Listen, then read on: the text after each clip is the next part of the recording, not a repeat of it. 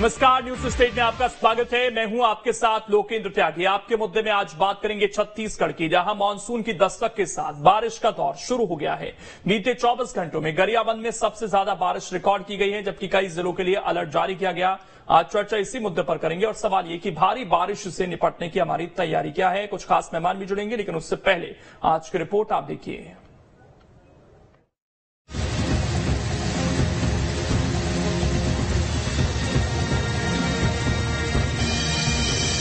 छत्तीसगढ़ में मानसून की एंट्री हो गई है, जिसके चलते प्रदेश के कई जिलों में झमाझम बारिश का दौर जारी है, जिससे नदी और नाले उफान पर आने लगे हैं।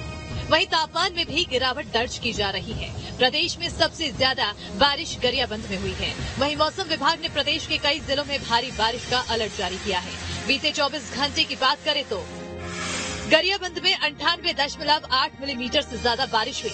कोरिया में 86.4, सुकमा पाली में 70 मिलीमीटर बारिश हुई। जगदलपुर, नारायणपुर, बीजापुर में 50 मिलीमीटर बारिश हुई। पथरिया में 50, देवभोग में 50 मिलीमीटर बारिश हुई।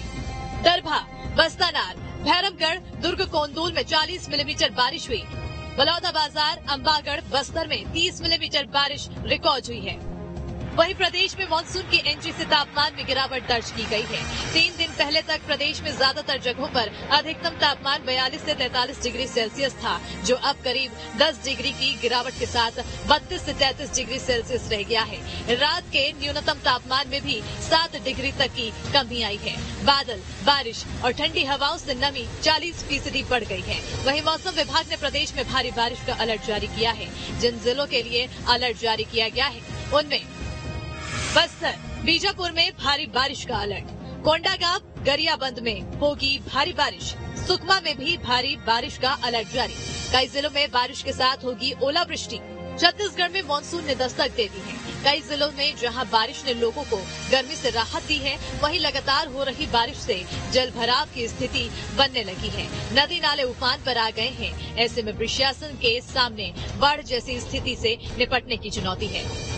Team news state.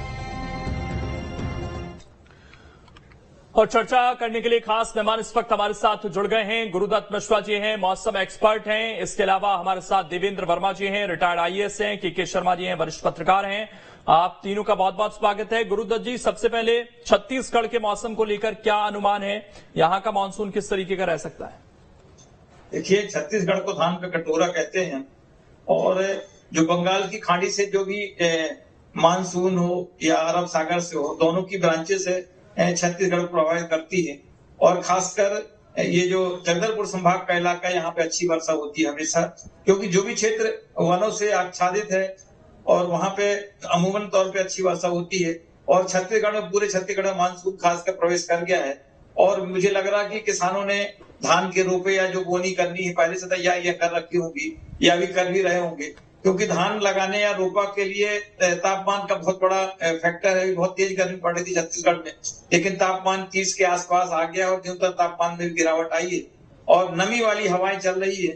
तो बहुत अच्छा मौसम है इस समय धान के लिए, खेती करने के लिए। जिनके पास पानी का साधन है या पहले से अभी जो वर्षा हो गई है, तो धीरे धीरे लोग खरीफ की जो धान की फसल के लिए बोनी शुरू कर देंगे।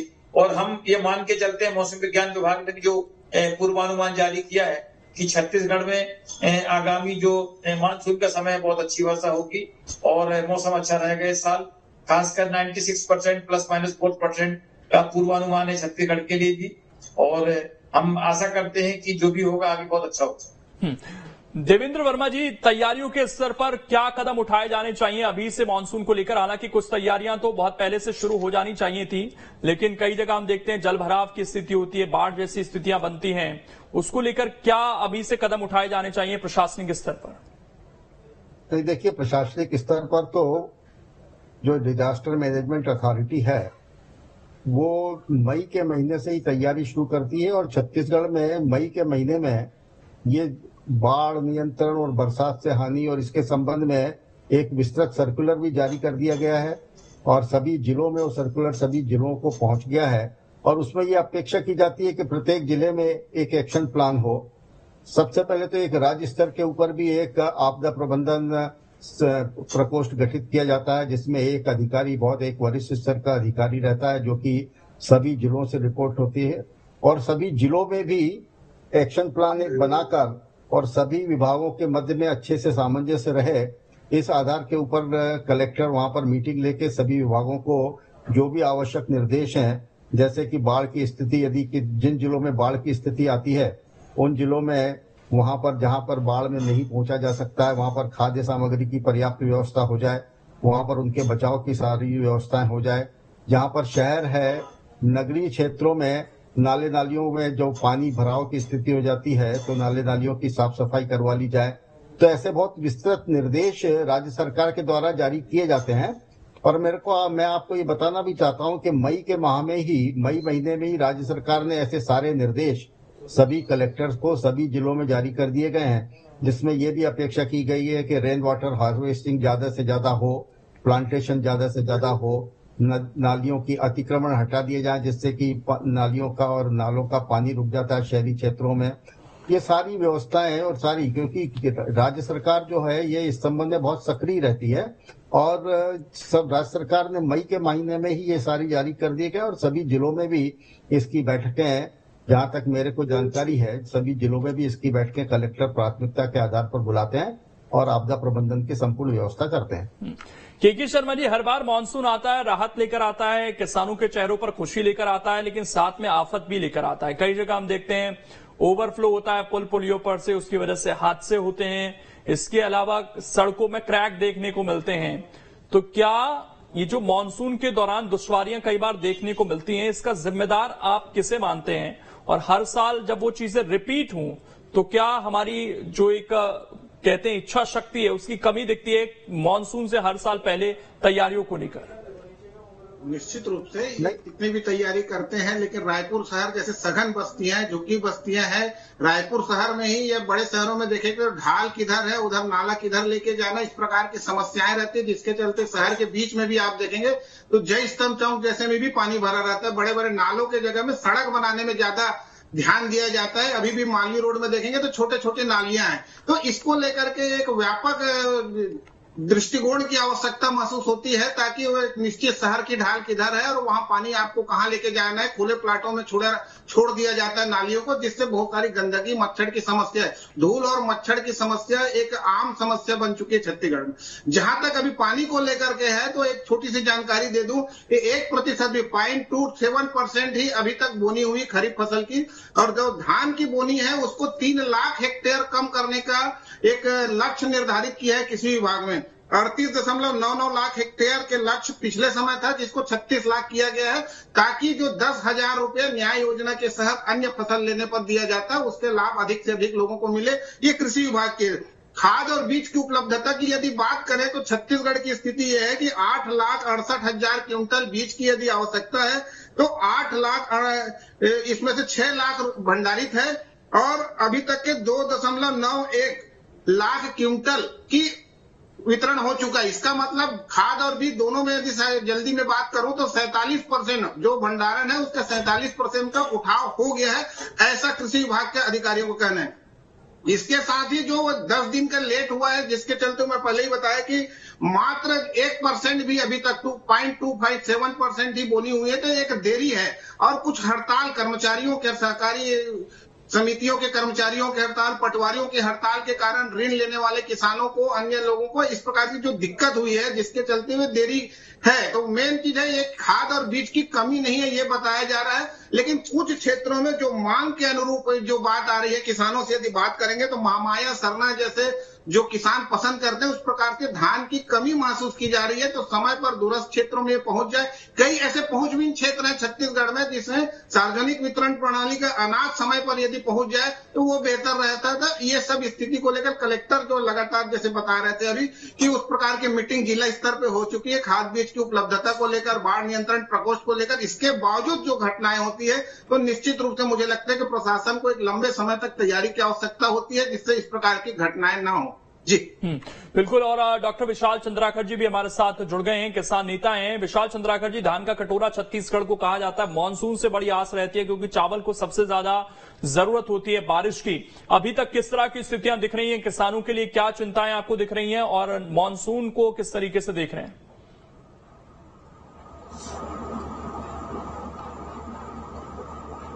त्यागी जी, ऐसा है छत्तीसगढ़ में जो मानसून की आगमन है वो 15 जून को होना है, परंतु 15 जून होने के बाद भी आज तो 24 जून हो गए, 10 रोज और आगे बढ़ गए। तो यहाँ अभी नहीं के बराबर है, जैसे भाई साहब बता रहे थे 1%, 1.5%, तो वैसी बोनी हुई जिसके पास कुछ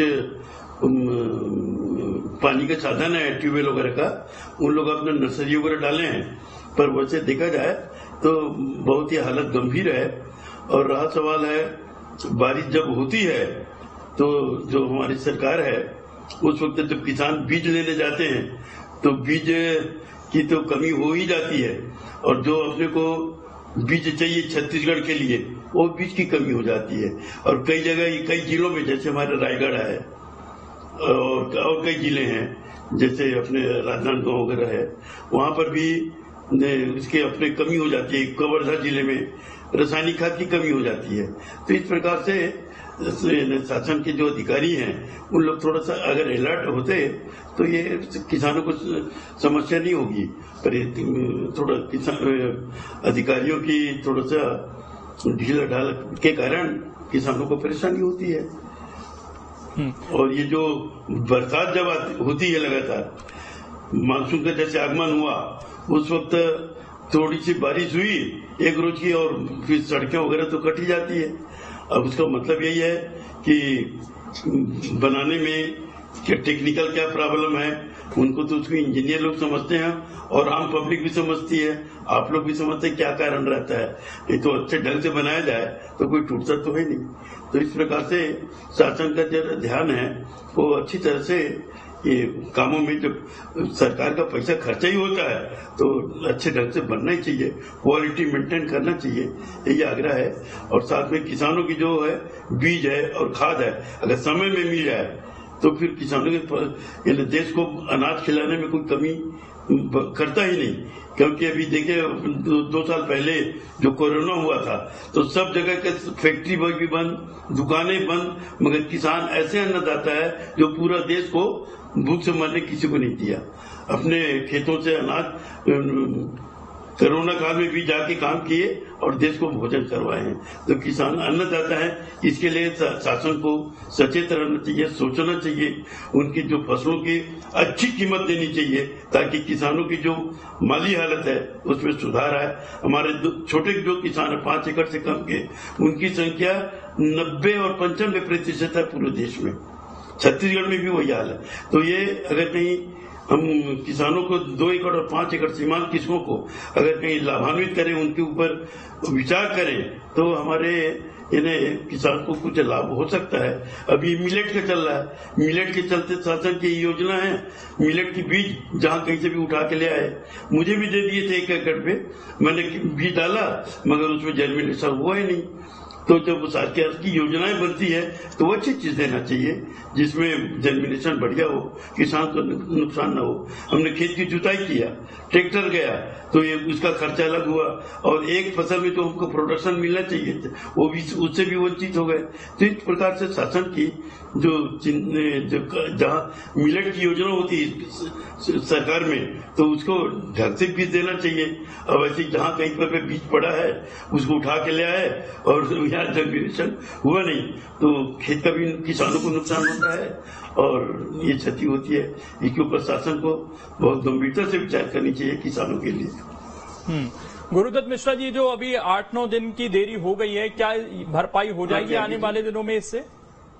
देखिए, भरपाई तो हर साल हो जाती है, आपने देखा होगा। भरपाई का मतलब यह है कि कभी 2 मिलीमीटर वर्षा हो गई और कभी 200 मिलीमीटर वर्षा हो गई तो औसत में तो हम पहुंच जाएंगे। लेकिन हमको क्या करना है ये हमको खुद भी डिसाइड करना है कि अगर कम दिन बचे हैं या लेट हो गए हैं तो कम दिनों वाली फसल बोना चाहिए, जो बीज जल्दी आ जाए उसके दिन कम हो। दूसरा, हमको धीरे धीरे मोटे अनाज की ओर बढ़ना पड़ेगा, क्योंकि जिस तरह से मौसम की अनिश्चितता है, जल जो पानी की उपलब्धता है, सारी चीजों को सोचते हुए अब हमारा ध्यान मोटी फसलों में और खासकर कम दिन वाली फसलों की ओर जाना चाहिए। क्योंकि आप दिन पर दिन 10-15 साल से आप देख रहे हैं कि किस तरह से मौसम हम पे मेहरबान है, कभी कम पानी, कभी ज्यादा पानी, कभी बहुत ज्यादा वर्षा हो रही है। तो ये जलवायु परिवर्तन का दौर है, अभी भी आगे भी जारी रहेगा, क्योंकि हमारी जो सोच विचार है वनों को काटने की या कंक्रीट में रहने की, तो वो हमारी प्रवृत्तियां तो बंद नहीं हो रही है। हम जल संरक्षण के लिए बिल्कुल भी काम नहीं कर रहे हैं, सिर्फ जवानी जमा खर्च हमारा पेपरों में होता है, नालियों का पानी समुद्र में चला जाता है, लेकिन हम इसके लिए आज भी हम जागरूक नहीं है।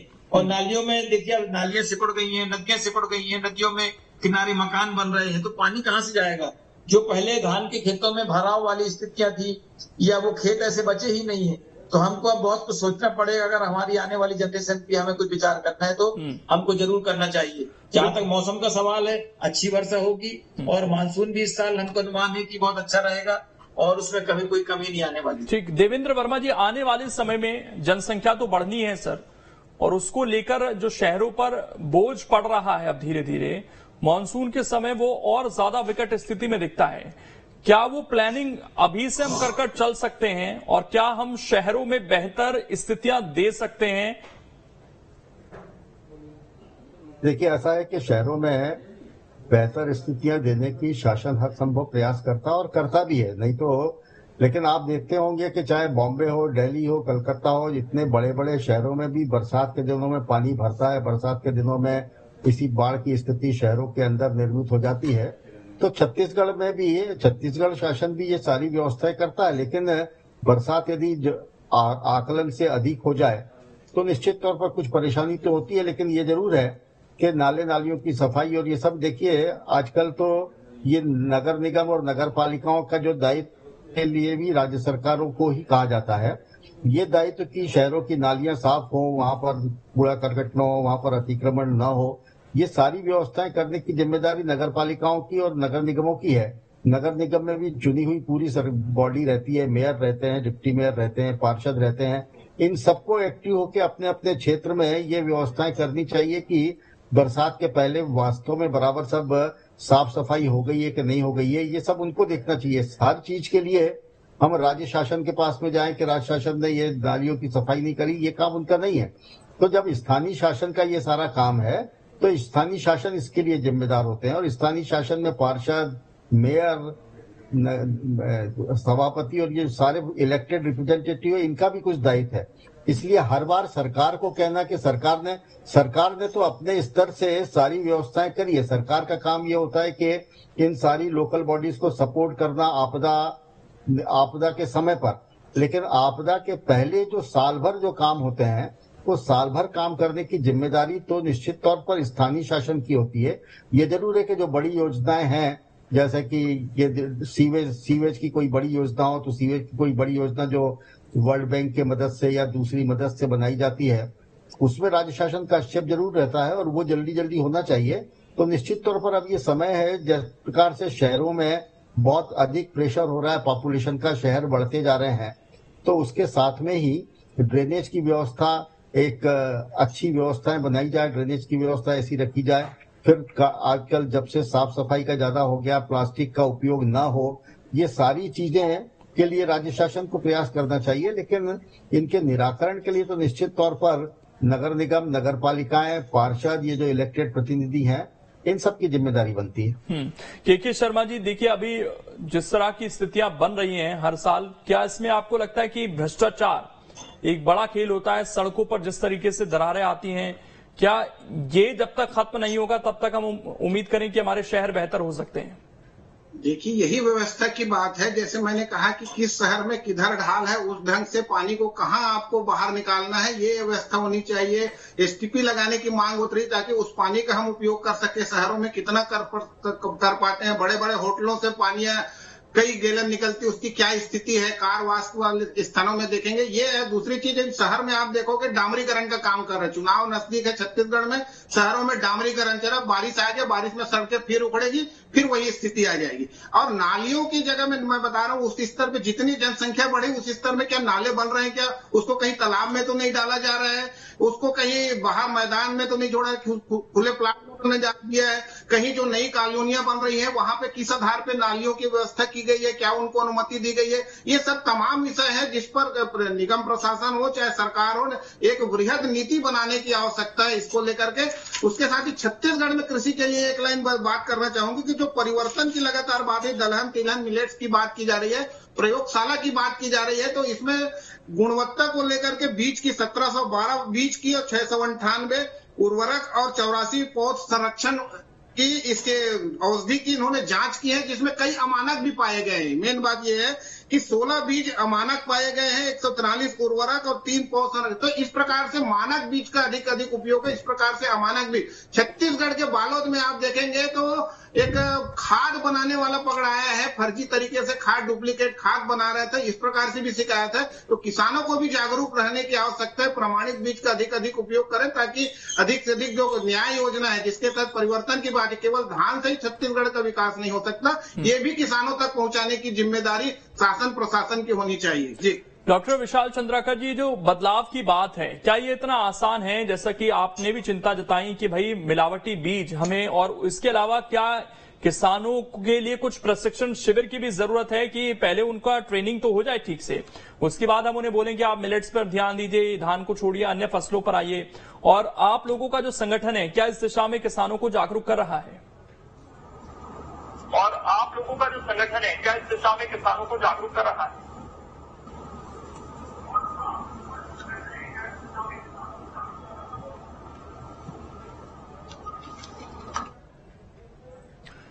विशाल जी, आवाज पहुंच पा रही है आप तक?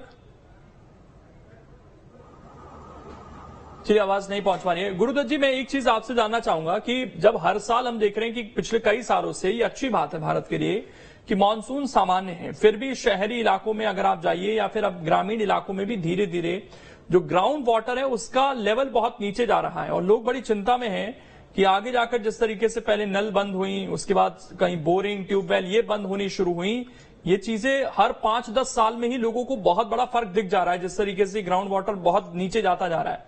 तो ये कितना चिंता का विषय है और इस बारिश के पानी को संजोना ये कितना मुश्किल है? जैसा आपने बताया कि एकदम से ज्यादा बारिश हो जाती है और कुछ इलाकों में हो जाती है, तो इसको पूरे इलाके के हिसाब से संजोना कितना मुश्किल है? देखिए, आप हम 20 साल पुरानी बात कर लें अगर, तो वर्षा ऐसी होती थी, तेज होती थी, कम होती थी, लेकिन कुएं, बावड़िया, तालाब थे, उनमें भरपूर पानी होता था। अब तालाबों में भी खेती हो रही है, आप देखेंगे नदी किनारे भी, गर्मियों में भी खेती हो रही है। दूसरी बात, जल का इतना ज्यादा दोहन हो रहा है, हम 2-2, 3-3, 4-4 फसल ले रहे हैं, तो इतने अधिक मात्रा में बोर है, ट्यूबवेल इनके हैं, कुएं से इतना ज्यादा पानी ले रहे हैं कि लेकिन हम जा कहाँ रहा है ये कभी हमने ध्यान नहीं दिया। वर्षा का जल सीमेंट की नालियों से या नदियों से सीधा समुद्र में चला जाता है। हमारे तालाब भरपूर पानी नहीं भर पा रहे, जो भरे खेत होते थे उनमें पानी की कोई व्यवस्था नहीं है। हम सिर्फ रिचार्जिंग की बात, हम बच्चों को किताबी ज्ञान पढ़ाते हैं, लेकिन क्या हर आदमी अपने घर में बोर के बाद में रिचार्जिंग के लिए उसने क्या पाइपलाइन डाल रखी है? ये कोई भी तैयार नहीं है। छतों का पानी नालियों में बह जा रहा, सीमेंटेड नालियां हैं, जमीन में पानी बिल्कुल भी नहीं सोख रहा। आप देखें कि घरों के आजू बाजू, चाहे गांव हो या शहर हो, हरियाली और घास फूस दिखना टोटली बंद हो गई है। तो ये स्थिति बहुत बिगड़ाल, 500-600 फीट, 700 फीट नीचे पानी चला गया है। आने वाले दिनों में बहुत भयावह स्थिति आने वाली है। अगर हमने आज नहीं सोचा तो हमारे वाली पीढ़ियों के लिए पानी, जिस प्रकार से हम पहले प्याऊ खोली जाती थी बस स्टैंडों में, रेलवे स्टेशनों में, घरों में, हम 20-20, 30-30 रुपए की बोतल पी रहे हैं, तो घरों में भी यही स्थिति होगी कि हम एक हफ्ते में एक बार नहाएंगे, क्योंकि हमने अभी तक जल का दोहन किया है, उसके लिए शोषण करते जा रहे हैं, लेकिन बचाव के कोई तरीके अभी भी लोग 1% भी नहीं अपनाना चाह रहे। ये एक चिंता की बात जरूर है। और इसके अलावा विशाल जी, अगर आप तक आवाज पहुंच पा रही है, तो ये जो ट्रांजिशन की बात कही जा रही है कि धान के अलावा किसी और फसल पर ध्यान दिया जाए, कितना मुश्किल है किसानों के लिए? बात कही जा रही है कि धान के अलावा किसी और फसल पर, धान के साथ में अपन जो है, जैसे मक्के की फसल है सेकंड क्रॉप में, और इसमें तो रबी में भी और खरीफ में भी ले सकते हैं। ये दो असल में क्या, जल वाली जो बात है, पानी की जो बात है, पानी सबके लिए जरूरी है, फसल के लिए भी और इंसान के लिए भी। जो सरकार ने एक नारा दिया था कि खेत का पानी खेत में, गांव का पानी गांव में, परंतु ये इसको चरितार्थ करने के लिए शासन को योजना बनानी चाहिए और हम जो आम नागरिक है उनको भी जागरूक करने का योजना बनानी चाहिए। बिल्कुल जागरूक होना पड़ेगा। मानसून की दस्तक अब धीरे धीरे हो रही है और हमें बहुत संभल कर रहना पड़ेगा, क्योंकि इस दौरान बहुत नुकसान भी देखने को मिल जाता है। और शुक्रिया आप सभी का जुड़ने के लिए और चर्चा करने के लिए। छोटा सा ब्रेक, खबरें लगातार जारी हैं।